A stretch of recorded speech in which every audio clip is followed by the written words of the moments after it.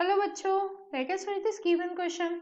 So the given question says that in a pure capacitive circuit, if the frequency of the AC source is doubled, then its capacitive reactance will be. तो देखिए बच्चों यहाँ पे हमें सबसे पहले capacitive reactance देखते हैं, वो किससे डिनोट किया जाता है, एक्सी से, और एक्सी की वैल्यू होती है 1/ओमेगा c, राइट। सेकेंड ये हमें बोला गया है फ्रीक्वेंसी, दैट मीन्स म्यू। तो देखिए हमें अब क्या बोला जा रहा है कि एक सर्किट है जो प्योर कैपेसिटिव है, मतलब उसमें बाकी रेजिस्टेंस एंड इंडक्टर ये सब चीजें नहीं है, प्योर कैपेसिटिव सर्किट है वो, उसकी फ्रीक्वेंसी हम क्या कर रहे हैं, डबल कर रहे हैं। मतलब ये म्यू 1 है तो उसको हम क्या कर रहे हैं, ये म्यू 1 है तो जो म्यू 2 है उसकी वैल्यू क्या रहेगी, mu 2 is equal to twice of mu 1।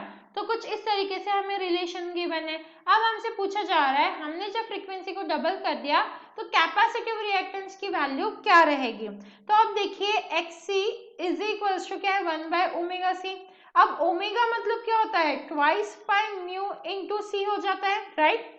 अब देखिए यहां से हम बोल सकते हैं XC is inversely proportional to mu, right.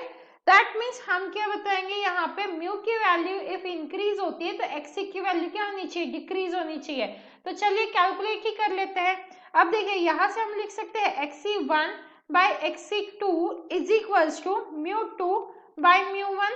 अब म्यू 2 की वैल्यू क्या दी है हमें, ट्वाइस ऑफ म्यू 1, तो म्यू 2 को रिप्लेस कर देंगे ट्वाइस ऑफ म्यू 2 से, म्यू 1 से, and divided by mu 1 as it is रहेगा। म्यू 1 से म्यू 1 कैंसिल हो गया, बचा क्या हमारे पास 2। मतलब क्या मिला हमें, XC1/XC2 इज इक्वल टू 2 मिल गया। हमसे क्या पूछा गया था, XC2 की वैल्यू पूछी गई थी, तो यहाँ से XC2 इज इक्वल टू क्या हो जाएगा, XC1/2। मतलब फ्रीक्वेंसी जैसे मैंने यहाँ पे देखा था, फ्रीक्वेंसी इंक्रीज होती है तो कैपेसिटिव रिएक्टेंस क्या होना चाहिए, डिक्रीज होना चाहिए, क्योंकि दोनों में इनवर्स रिलेशन है। तो क्योंकि हमारी फ्रीक्वेंसी डबल हो रही है इसीलिए हमारा कैपेसिटिव रिएक्टेंस क्या हो रहा है, हाफ हो रहा है।